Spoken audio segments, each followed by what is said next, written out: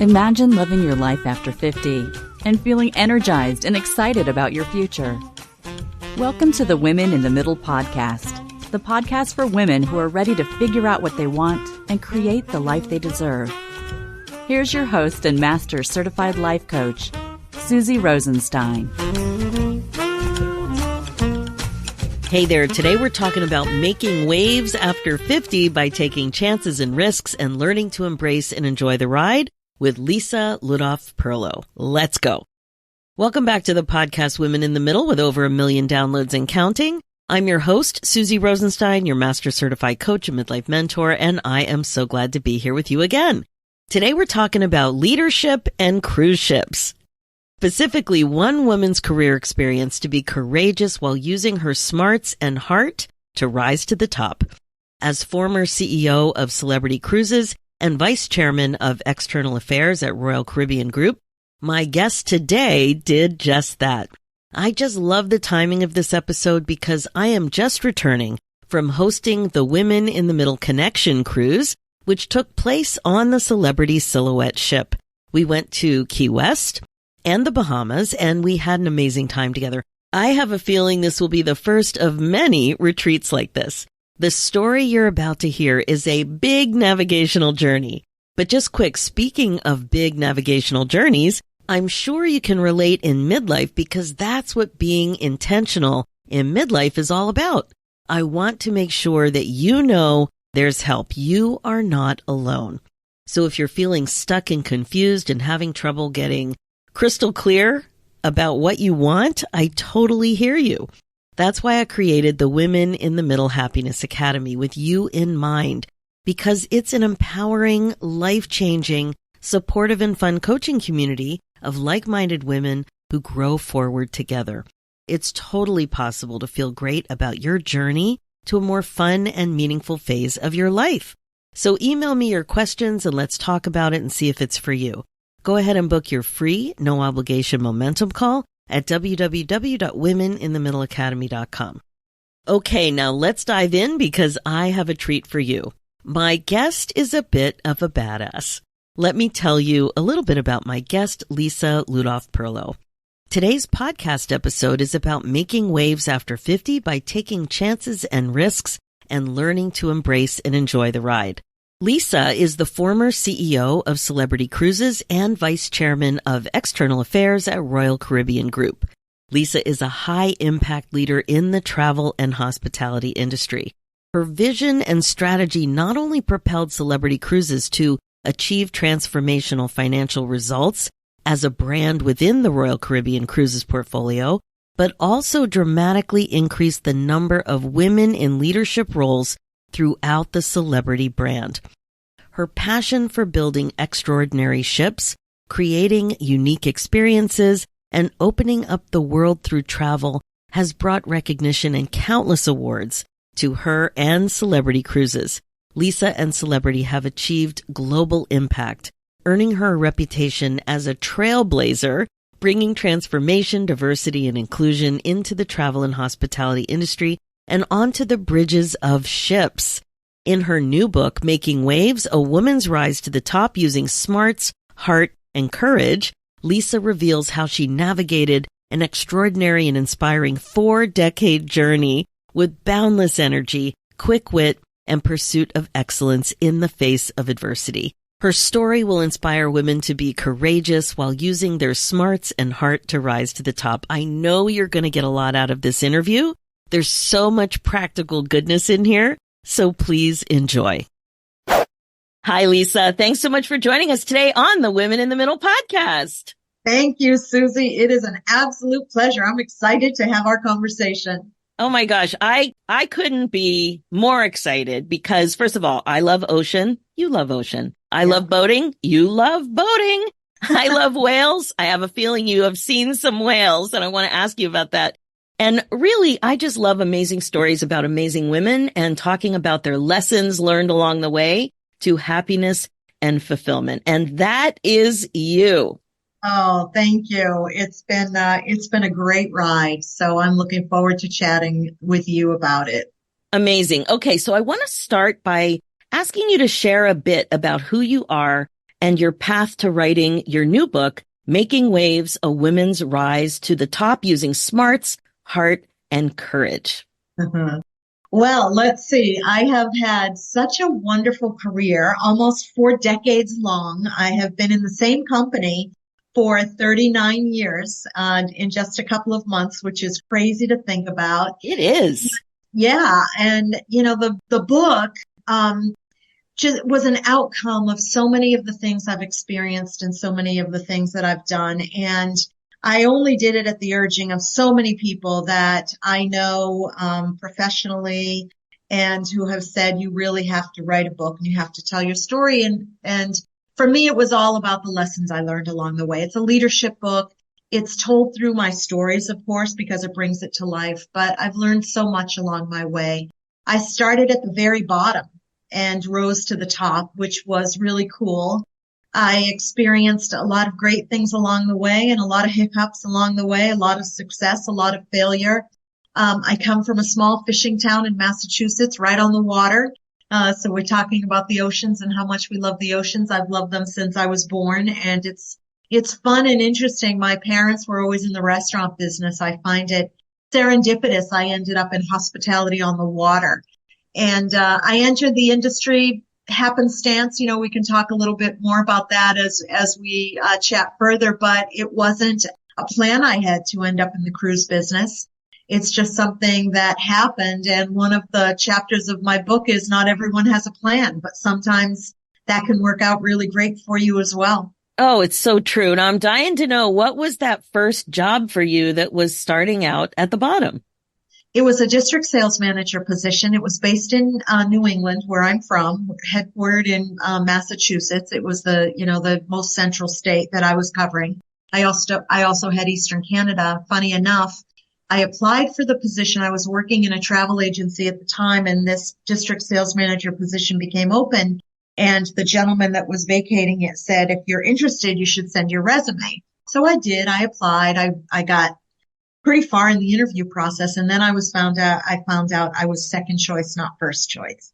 So they hired someone else instead of me. And it is the first example in this company, in my career, in my 39 years, where I was turned down for something, but didn't give up.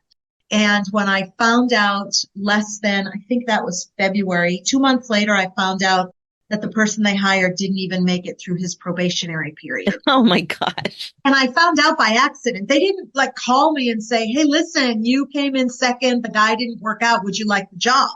So I find out by accident and I'm like, damn, I'm going to ask, why they didn't call me. They put me through the whole process again. And this time they picked me, and that was in May of 1985. And then I just steadily worked my way through sales for 17 years. I went to marketing for 5 years. I switched brands and went into operations for 7 years. I went back to the bigger brand in a bigger operational role for 2 years. And then finally, in December of 2014, I was appointed to president and CEO of Celebrity Cruises, but only after I asked for the position 3 different times and was told no. Wow. Your Yeah. perseverance is unbelievable. And I know that you talk about that in the book. And, so many of us know so many young people now in their 20s.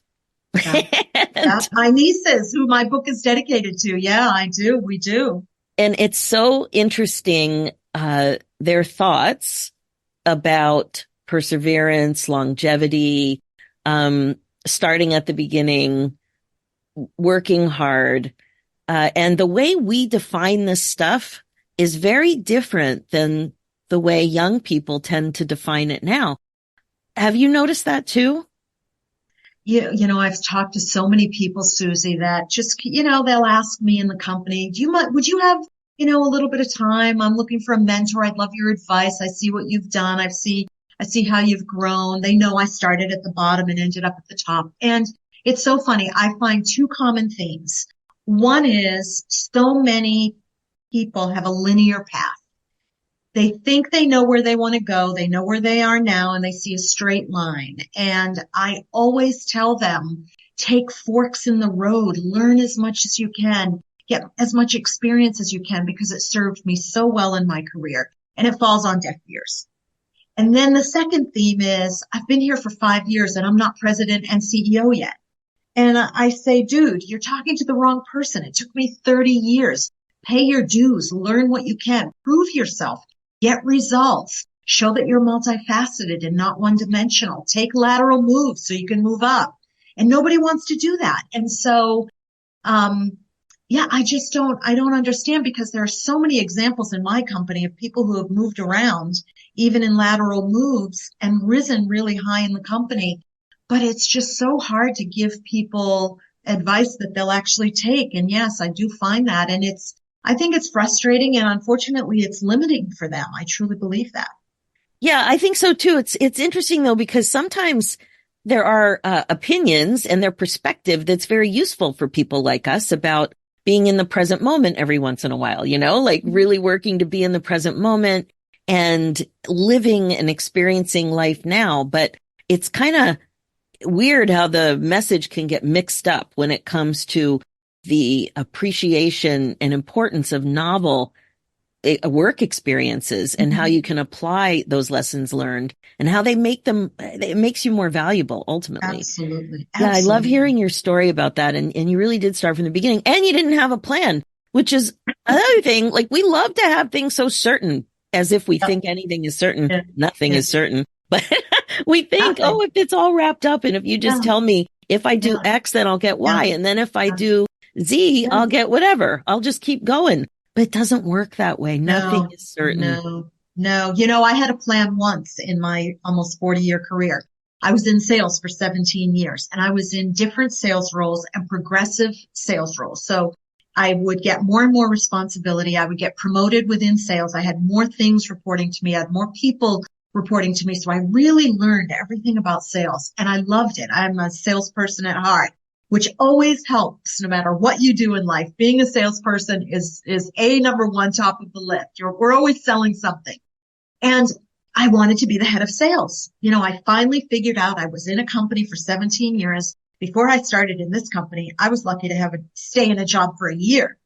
And, I'm like, I want to be the head of sales. And I waited for the man that, was the head of sales to leave, retire, be done, so I could take his position. And then one day, the senior vice president of sales and marketing decided he was going to move me out of sales and put me into marketing. And the one time I had a plan in my career, it was completely derailed. And I thought my career was over. And to your point, you make the best of it. You say, okay, well, let's see what this has in store for me. It didn't work out the way that I planned, but that doesn't mean it's not going to work out. And so a lot of my career was, okay, watch me prove you wrong. Like, I'm going to be able to do this, and I'm going to excel, and I'm going to apply everything I know and surround myself with smart people who are going to help me be successful. And then that was the beginning of so many moves that ultimately got me ready to be appointed to president and CEO of Celebrity. But without those things, it never would have happened. And I didn't even recognize that. I was devastated when he moved me. And it was the best thing that could have happened to me. You were devastated when you got a position like that? Yes, because it was like, all right, he's taking me out of sales. Now I'm never going to be the head of sales. Yeah. I'm never going to get my dream job. And then I'm thinking, well, now what does that mean for me? Am I going to have to leave the company? Am I going to fail in this new gig that I've been given because this man saw something in me that I probably didn't, which, in a lot of cases that happens, right? Other people see more in us than we see in ourselves. And I think, why is that? Why do people have, more faith in us than sometimes we do? And thank goodness we find those people along our way. Absolutely. I think part of that is that a lot of the skills that are so important for leadership are what we would call soft skills, like that courage, or that your heart is talked about a lot in the book reviews. And, Yeah. So would you think, if you were thinking about something that's going to propel you forward, would you be thinking, oh yes, I have heart and I know exactly how to apply it to be successful? Would you actually think that? Yes, I believe that heart has been a huge advantage of mine in leadership. And so many times throughout my career, I was put into positions where I was not the subject matter expert.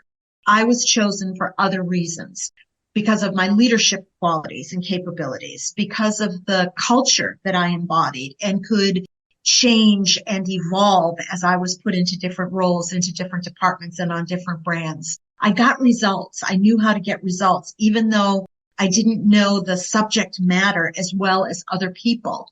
And I was a driver, and those are the things that people saw in me and said, those skills are transferable. She doesn't need to know how to be a captain. She doesn't need to be a hotel director on a ship. She doesn't have to ever have worked on a ship, but yet I was given and chosen for those positions. And oftentimes people think, especially women, if they're not 100% prepared for a position or they think they aren't, then they're not going to go for it. They're not going to try for it.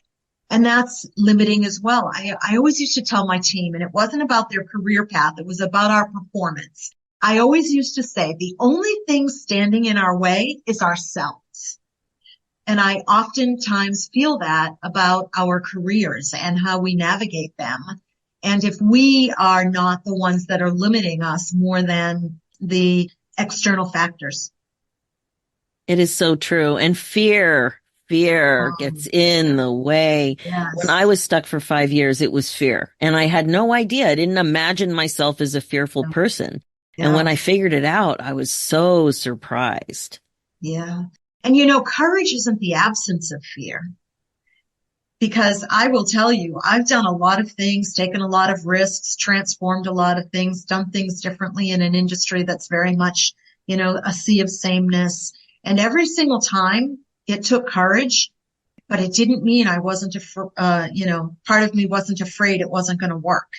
And that's again what I used to tell my team. Don't think I'm not afraid, just because I want to go for it, just because I have the courage to go for it. And, it doesn't mean there isn't some part of me that's a little afraid, but come on, let's hold hands and jump. Otherwise, there's no reward if there's no risk.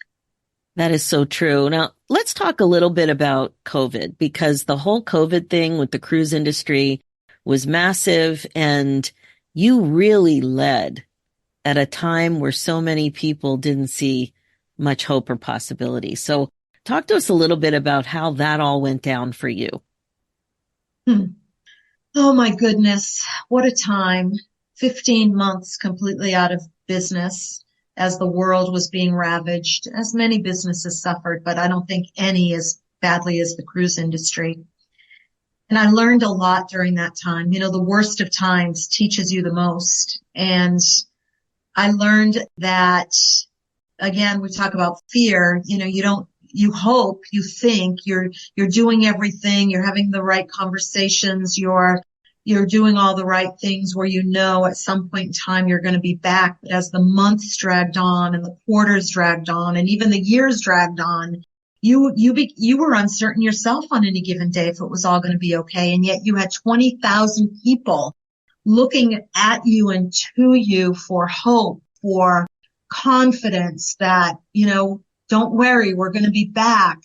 We're going to be able to put you back to work. You're going to be able to provide for your families again. This career that we all love is going to be okay. We had ships anchored all over the world with nowhere to go and 100 crew members where they used to have 1,400 crew members. It was, and I learned during that time as a leader, you have to pivot and you have to develop different muscles and strengthen different muscles that you probably have but didn't use as frequently, like empathy, like motivation, inspiration, optimism, confidence, hope, and dial down the driving, results, performance. I mean, we didn't have any business, so you didn't need to really flex those muscles as much. And what I also learned is you have to do it even when you're not sure yourself. Oh, yeah. You have to take that, whatever fears you have and worries that you have about that, and just leave them at the door when you come in on Zoom, and just, be the leader that they all need you to be at the time. And you're only seeing people on screens. You're not ever with people anymore. And there's that energy isn't there. So it's even more difficult to do that, right? When you're not in the room, because you need to portray that in a different way because there's no physical contact. That's And really then, true. And it really stood out. It popped out in your book when you said my methodology was hope and encouragement. My mhm, message was we've got this. And as a mhm, leader that you knew that you needed to be the difference maker that your people needed you to be. That right. really stood out because Yeah, you you just knew that you had to do it. I had to. And I had to pivot and focus them on something positive, even though we were wallowing in the shutdown and wondering if and when we're ever going to come back. So I started a project that focused on the future so that we didn't have to think about the present as much anymore. And then, of course, I was suffering, a terrible personal situation at the time with my sister being so sick and being diagnosed with cancer, and that was the last year of her life, and it was awful. It was the worst thing that ever happened to me, and still to this day. And I'm so I sorry. And thank you you. were on your role was so critical at work. Yeah, yeah. And So you have to your compartmentalize. emotional, yeah, and your emotional needs and where you needed to be. Yeah, I yeah. can't even imagine. Right. Well, what I always said every day I woke up was I needed to look for the silver lining in the COVID-19 cloud because so many things were happening that were hard, and for many of us, but I've been described as a relentless optimist. And so I always had to focus on what is the good what can I use how can I make a good situation out of a really bad situation? My sister lived with me, and so I got to spend every day of the last year of her life with her, and I will treasure that forever. And I know how important that was to her. So that was the silver lining that we were together every day for that year. Mm.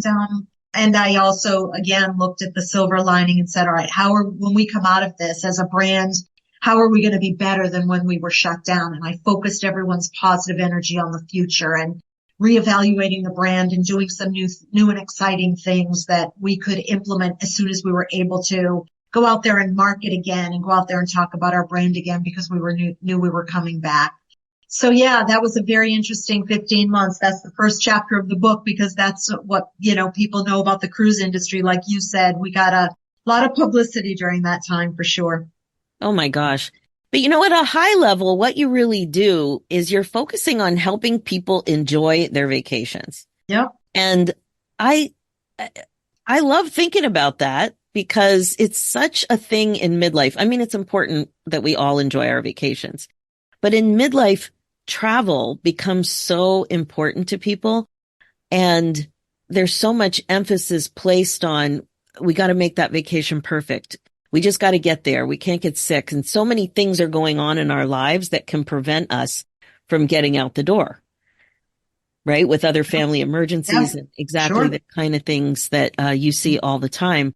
So when you were focusing on this new, exciting idea for the future, I'm sure it had something to do with the way consumers enjoy their vacations.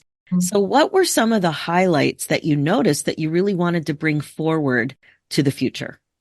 Well, the good news was that another silver lining in the COVID-19 cloud is that as human beings, we all realize we cannot be shut off from each other anymore. It's So not the right true. way to live. None of us want to do that. So there was a lot of pent up demand for traveling again. And even if you didn't travel that much, people are like, I'm going to go see the world. I'm going to enjoy my life because in a minute, you can be shut in your house or you can lose your life. And we saw a lot of people go through that during COVID. So when we were thinking about where do we want our brand to be in the positioning of the industry in terms of vacation, what are the markets we want to go after? We identified Gen X as a market that was underserved by us, but a perfect market for us, the right age, their children are the right age. Because the great thing about celebrity is we travel all over the world. We take people all over the world to experience the world in a wonderful way. And that is the beauty of travel. When you get to experience different people and different cultures. So we wanted to really dial up the crowd, the affluence of the crowd we were going after. We wanted to reposition our brand into a unique niche category. We wanted to go after a whole new market. We wanted to position ourselves as relaxed luxury, which we hadn't done up until that time. We wanted to include a lot of different things in the pricing, we found after COVID, people weren't so concerned about what they were spending. They just wanted to go. And we realized that the opportunity for us was going to be tremendous once we all came out of this, because people wanted to just go and travel and be with their families, because so many people were separated from their families. So even families became a bigger market for us, because people wanted to be together and celebrate together because they were, separated. And so multi-generational family travel became even a bigger market for us. Did you say relaxed luxury? Yes. Tell me more what that means. Yeah, well, luxury has we spent a lot of time working with a luxury expert to help us define luxury and how people view luxury now. And people don't view luxury as pretentious or stuffy or small, and we always said that we could deliver luxurious experiences at scale at Celebrity. And people said, oh, in your industry, you can't provide a luxurious experience on a ship with 3,000 people. And I said, this is just who I am. I said, oh, really? Why not? I watch me prove you wrong. That's a chapter in my book, because I was determined to prove people wrong. And I said, if Vegas can do it, the cruise industry can do it. And if you look at what Steve Wynn did in Vegas, bringing these beautiful, luxurious hotels, which weren't luxury hotels and stuffy hotels, with all of these great restaurants and great experiences, I said, I guarantee you the cruise industry could do it. And that's what we did at Celebrity. And that's a legacy that I'm very proud to have left behind. It's so interesting that you just said that, because I'm leading a retreat on a Celebrity cruise. So, it's just a coincidence that here you are, or is it? I'm not sure. But when I looked at 3 cruise lines as an option for the midlife women, yeah, and yours stood out because of classic luxury. Yeah. And I wasn't even thinking of the spa. It was the right. decor. It was, and right. I'm not an experienced cruiser, but it just seemed like that was perfect for us, because I definitely wanted to provide an opportunity to relax in a space that's very different from our homes. Oh, wonderful. There, look at that. You got me. I got you. Yay. Thank you. Listen, branding, marketing, sales, that's my background. And so when I got the opportunity as president and CEO of Celebrity, I'm like, okay, I'm going to create a brand to be reckoned with, because it hadn't found its way yet. And then, of course, these Edge series of ships changed everything. And that was just probably the proudest moment of my career, was introducing those amazing ships. Tell us more about that. Why are they so amazing? Well, the Edge of Glory, chapter 6 is people say, what are you most proud of? And it was creating these ships that were the epitome of relaxed luxury, that were designed by world-renowned designers all over the world, men and women who had never worked on cruise ships before. So it's a completely different feeling that you get on these ships, much more residential, much more high-end, where, the design on ships is not always that. And I wanted to separate Celebrity from the pack. The culinary experiences on Celebrity are amazing. We're the only brand that Danielle Boulud would ever partner with. And we opened a Danielle Boulud restaurant on 2 of our ships so far, and also have him consulting with us on other menus across the ship. The spa experience is amazing. And it's just one more element, because wellness is I think a $4.6 trillion business, and only booming more so since COVID, because people want to take care of themselves more now. So we really focus on 5 pillars, and we really wanted to blow those 5 pillars up and do a great job against all of them, and including the places in the world that we go and take people.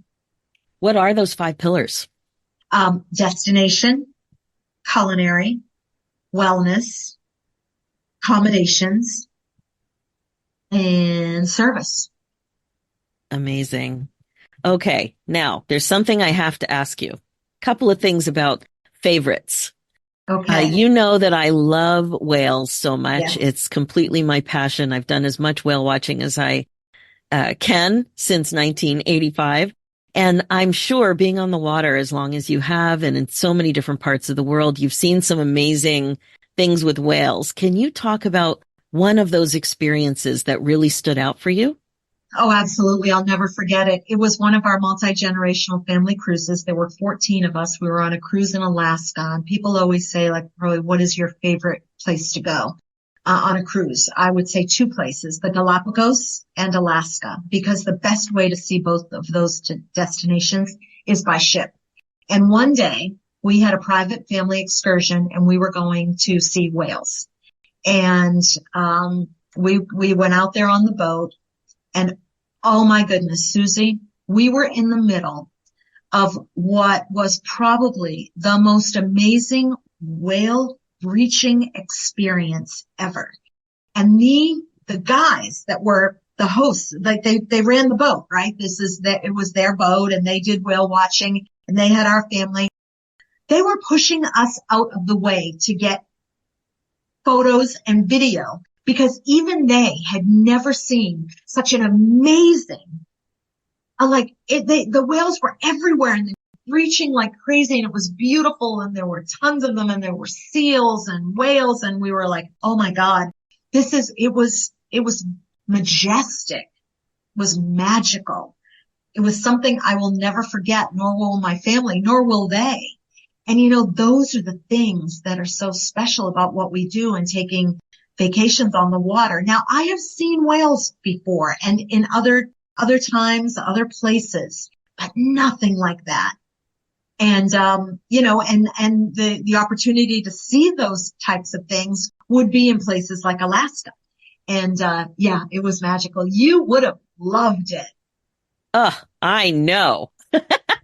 Yes. And I will definitely be on one of those cruises for sure. So what would you say your favorite chapter in the book is about and why?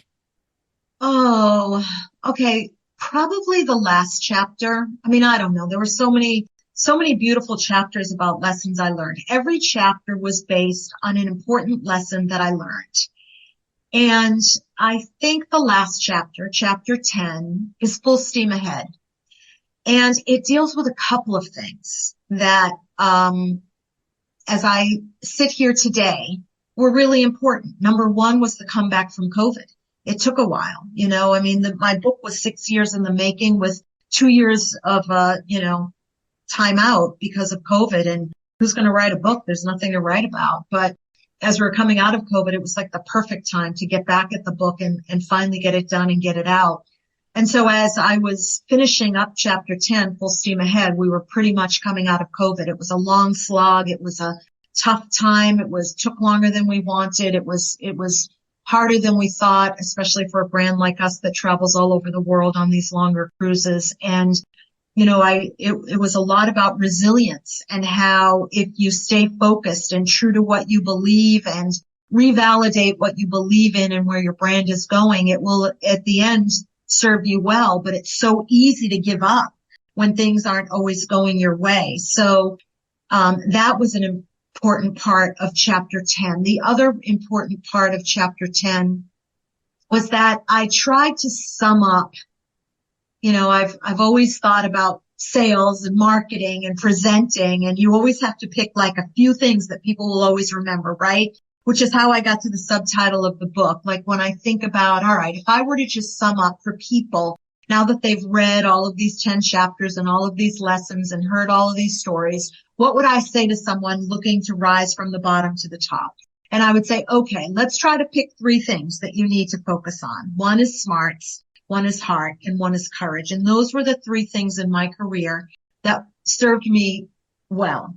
Number 1, you have to be smart. You need all that experience. You have to get results. Number 2, you need to lead with heart because it gets you discretionary effort that's priceless. And I talk a lot about that in the book. And the last was courage, because I believe above all else, leaders need courage. It takes courage to do anything, especially lead. Then I ended the chapter with it even takes courage to know when to walk away. And I stepped down from my position at Celebrity at the end of April 2023, and I will leave the company at the end of April in 2024. And that took probably as much courage as it took for me to do anything else in that 39-year career because, it became my career and my position, and my company became who I was. And I realized at that point in time, I'd been through so much, done so much, and it was time to think about what was next. Yeah. What is next when you are reimagining what's possible and reimagining your identity and Yeah. really getting honest and quiet with yourself about what it is that you want? Right, right. And sometimes you don't know, but you know that it's a big universe with a lot of opportunity.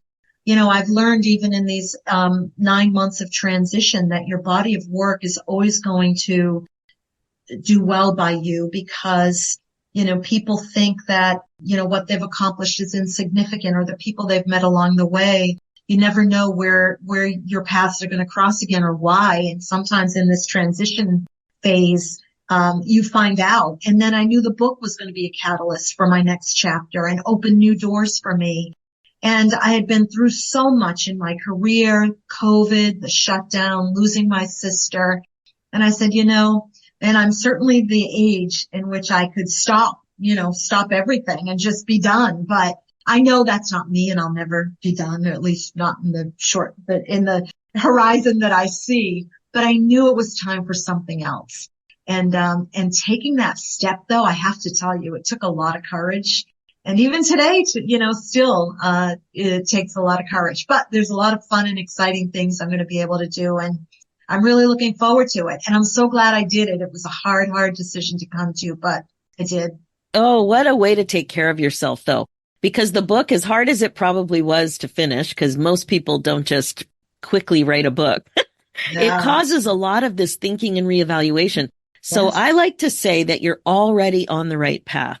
So you wrote a book. It wasn't an accident that you wrote a book. It wasn't an accident that you wrote a book that required you to do some reflecting and some summarizing and, to be able to boil it down to what really helped you rise, being your smarts, your heart, your courage.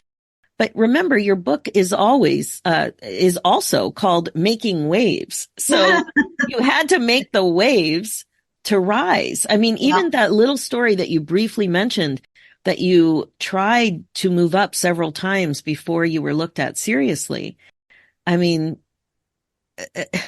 to even be able to do that, you acknowledged it so quickly, but it takes a lot to come back after rejection. Yes. Yes. It takes courage and persistence. Yeah. It was hard.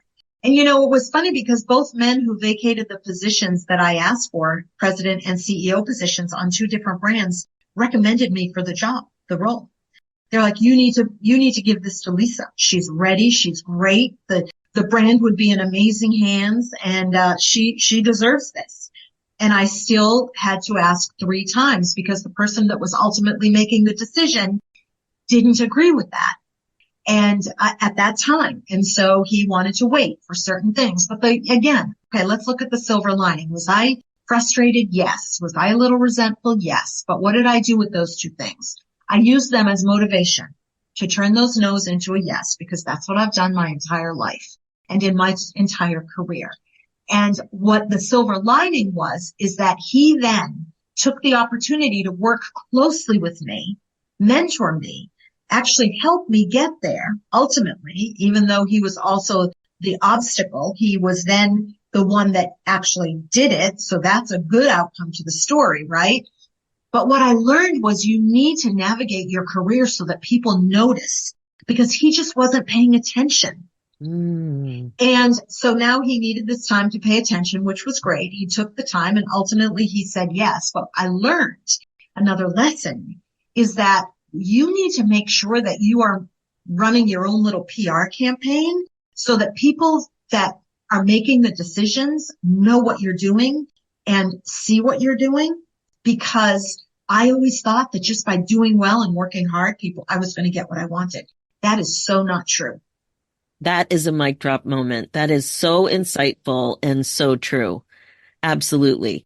But with the writing of the book at this time in your career, it is such a beautiful way and pun, to lead into the next chapter. Yes. Because you have done the reflecting And if you want to adopt my belief that you're already on the right path, it is leading you to the next chapter. And it's not an accident, right? No, I couldn't agree more, Susie. And I really believe, I know it's like, there's so many moments in my life, in my career right now in this conversation. You know, things happen you don't understand at the time, but they lead somewhere that you also never knew was going to happen. And the book is definitely part of that. I was such a reluctant book writer. You know, I say that in my opening letter to my two nieces. I'm like, I never thought I would be the author of a book. I never thought I'd be a published author. It was never in my wildest imagination. And this book took a long time to get out there. And you're right. It happened for a reason at the right time. It took 6 years. You would say, oh, wow, it took a long time. Yes, but exactly what I said about my career, perhaps 30 years in was exactly the right timing for me. Yeah. Perhaps 6 years later is exactly the right timing for this book. Yeah. Yeah. And what if it just happened for you? Right. It just happened for you to help to guide you. Well, if you don't mind, I'm going to end our little interview with a quote from Captain Sandy Yan, who's one of my favorites on Below Deck. She's a world-renowned captain.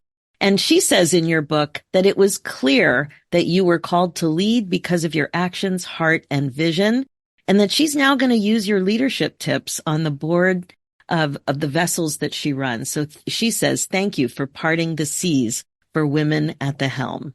Yeah. She's a wonderful friend, an amazing woman, and an amazing human being. So I was flattered and honored that she said that.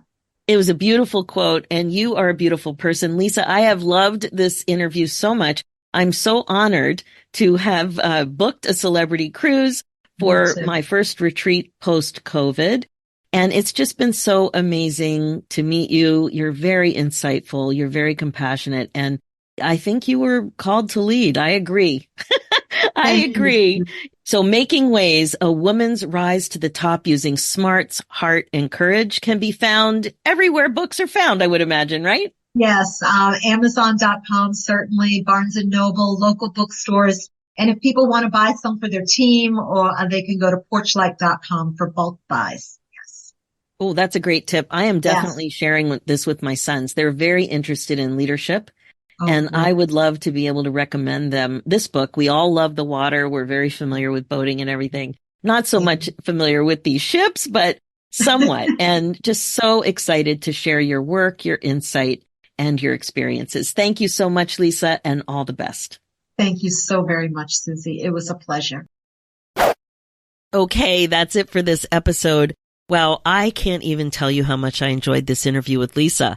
She accomplished so much, and she became such an inspirational and motivational leader. But I was really taken with her courage throughout COVID, weren't you? To have the ability to dream big during such stressful, scary adversity, it's really something to show up as that kind of a leader when you're afraid yourself. I can't even imagine just having the pressure to lead at a time like that, and then building something amazing and big out of such darkness. To soar like that, it was really, really something very, very impressive. The other thing that really stood out to me is how important it is to recognize that working hard isn't always enough to rise up in your career. Lisa suggests that you kind of have to become your own little PR company, that you have to make it easy for your work to be seen. I really think that women our age didn't really get this memo. For sure. I thought that if I just kept doing exceptional work, my contribution and value would be recognized. And it's not always like that. I love that she put a big giant spotlight on this and so much more. And of course, you know that any chance I get to ask somebody like Lisa, who spent so much time on the water, about her favorite whale encounter, I am just over the moon. I hope you got a lot out of this interview. Even the way she described her whale encounter, I'm never going to forget that. And there's just so much that came out of this interview. So I know I'm going to be recommending her book to lots of people. I hope you do too. Okay, now as you know, this podcast is all about how to love your life again after 50. It's really all about coaching you to become more intentional and to incorporate mindfulness into your life as a regular practice. This is how you put yourself on your agenda. Now, my focus as your midlife coach is to help you get unstuck and clear so that you don't have regrets. That's why I created the Women in the Middle Happiness Academy with you in mind, because it's such a strong, empowering program, and it's warm and supportive. It's fun. It's a coaching community of like-minded women who grow forward together. It is totally possible to feel amazing about the way you're going to be navigating forward, the way you're going to be creating that roadmap to a more fun and meaningful, regret-free next chapter. Like, seriously, it's time for you to feel free to enjoy your life the way you want to. That's what you want, right?